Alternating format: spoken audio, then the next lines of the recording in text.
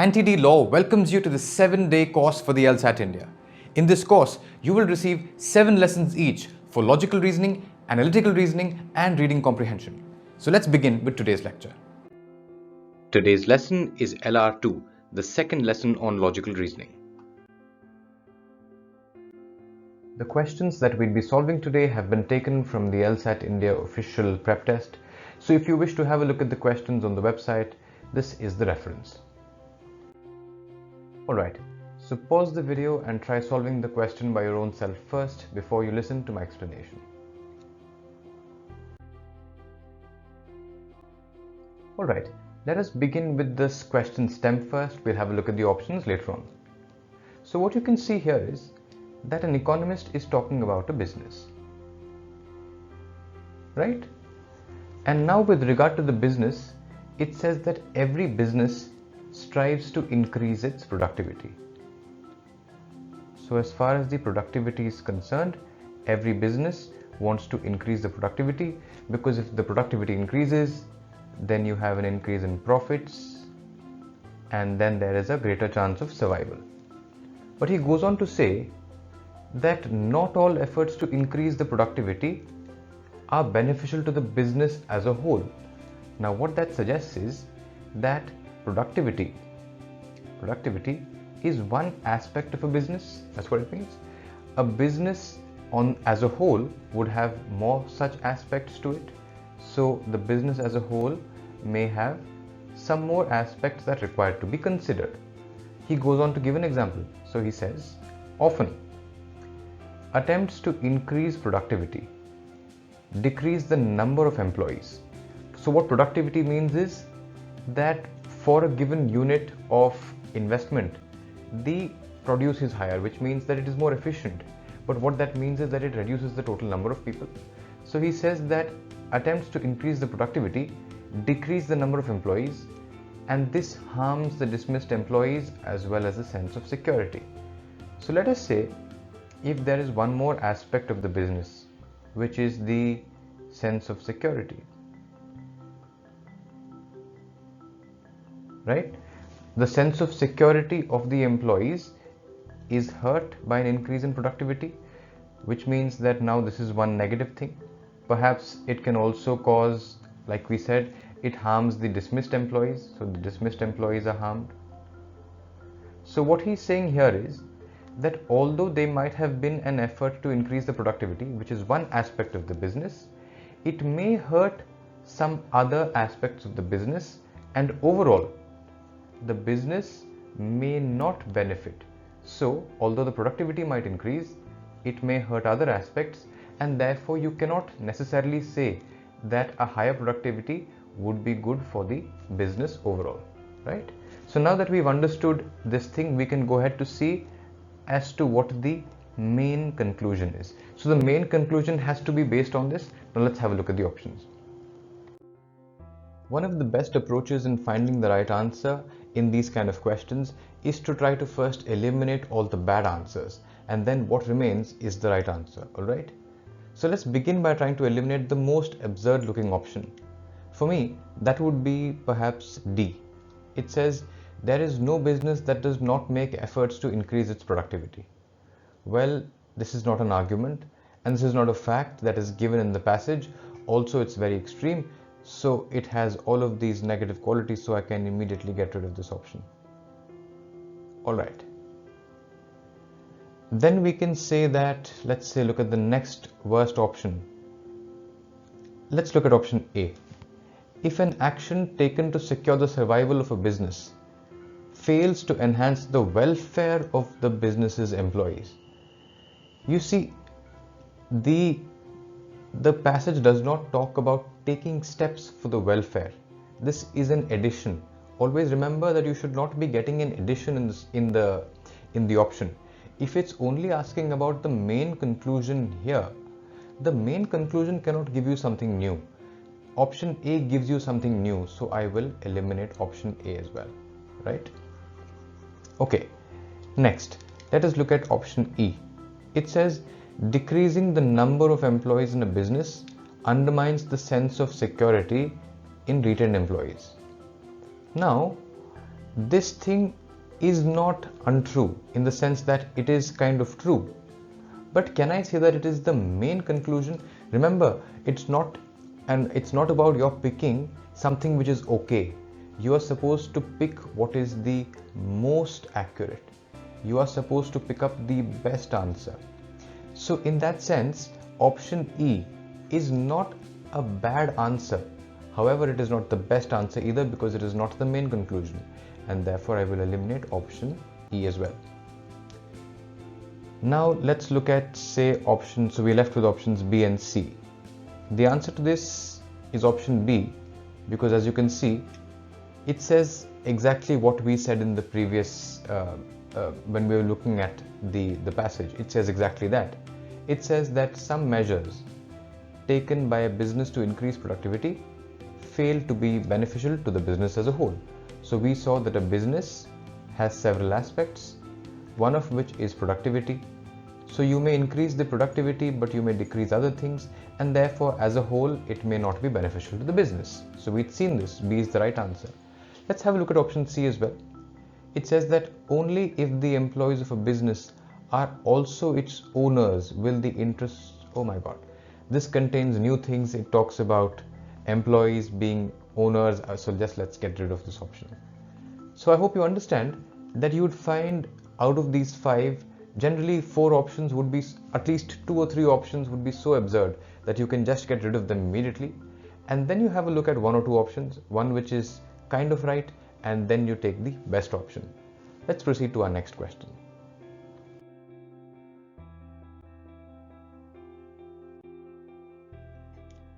Okay, so take a moment and try to solve it by your own self first before you listen to my solution. So as you can see in this problem, we are required to complete the argument. Remember that you are not required to judge the correctness of what is given. You just assume it is right and then you just complete the argument.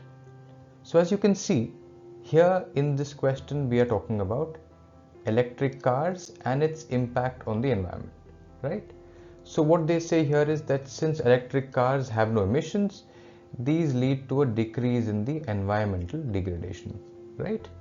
But the other point that is said here is that these electric cars have batteries and these batteries have to be charged.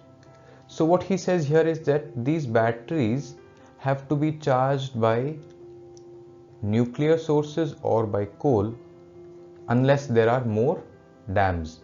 So he says unless you build more dams on rivers, the charging of these batteries happens through coal, and now these sources cause an increase in environmental degradation.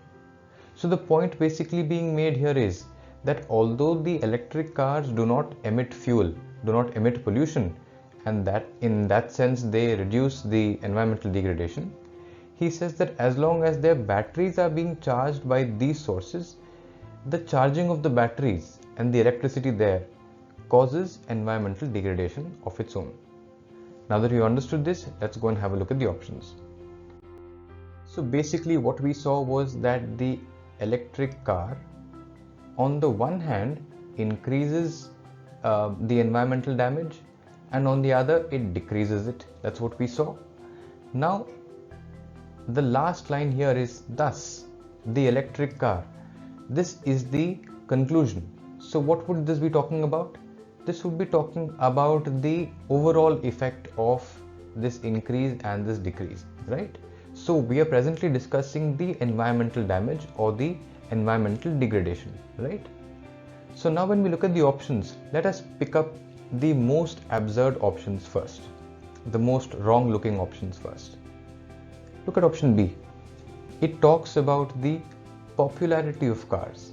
See, we are not dealing with popularity of cars. We are dealing with environmental degradation and what will happen overall. So I can get rid of option B. Okay. Likewise, pick your next most absurd looking option. Again, you can see here option C.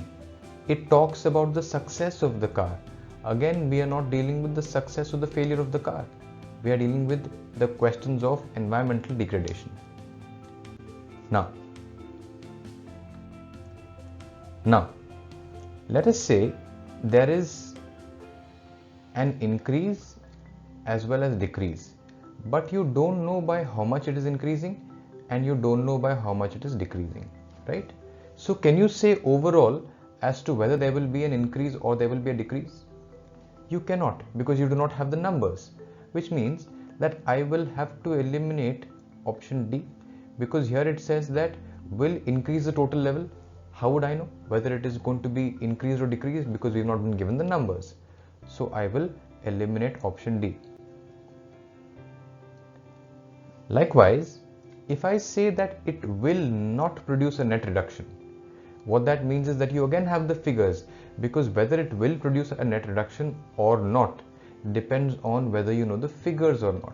And since we have not been given the numbers of 10, 20 or 15 or whatever, that means we cannot determine this. And then we are left with option A.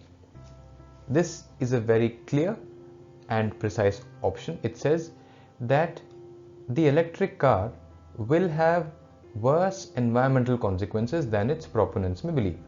So a proponent is a person who says that something is good. He is an advocate of it. He is a champion of it. So suppose a person says that, okay, electric cars are very good because they reduce emissions. We tell him that no, it's not as good as you think it is, because it can also increase.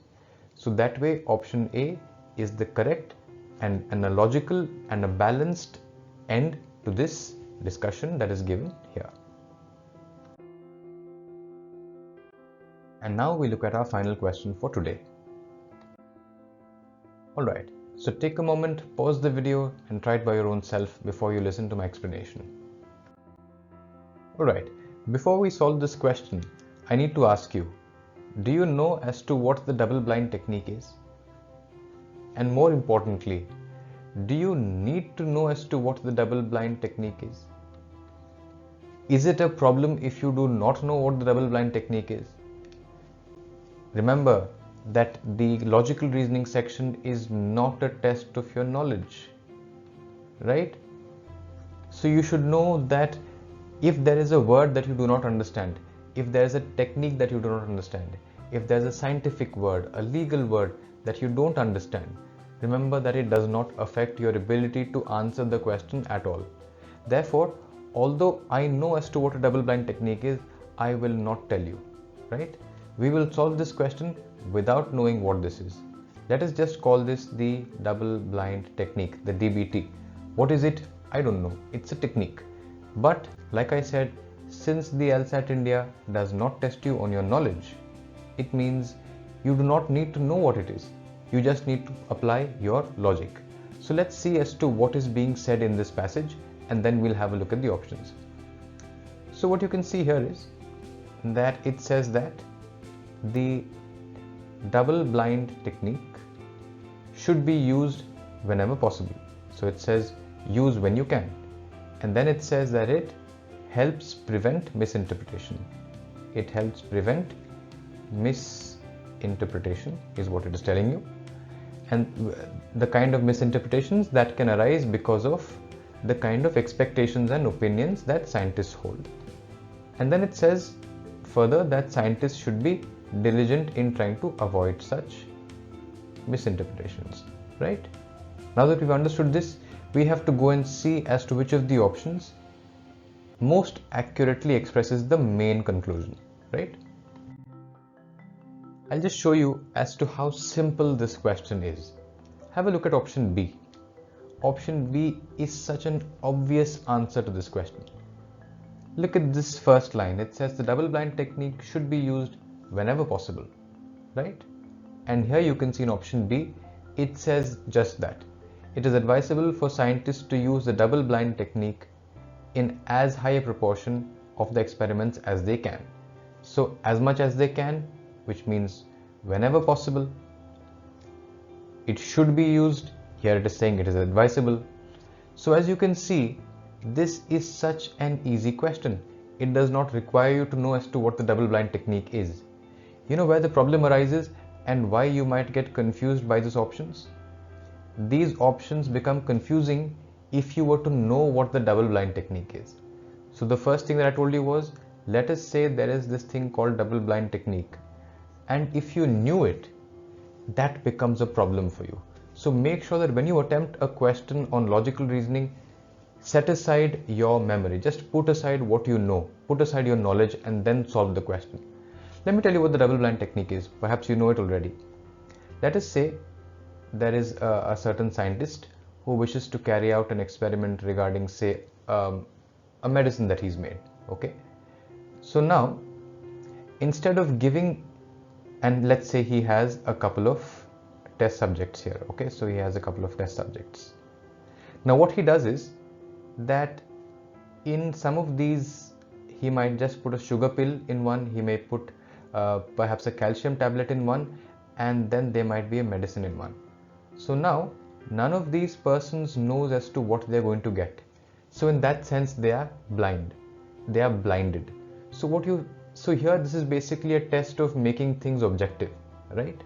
So if you were to know this, then perhaps you could get confused by a couple of things here like this, and then sometimes you could get confused by these things. So just ensure that you stick to the basics, understand that you are here for logic and not for facts. I'll end this lesson here. Thank you.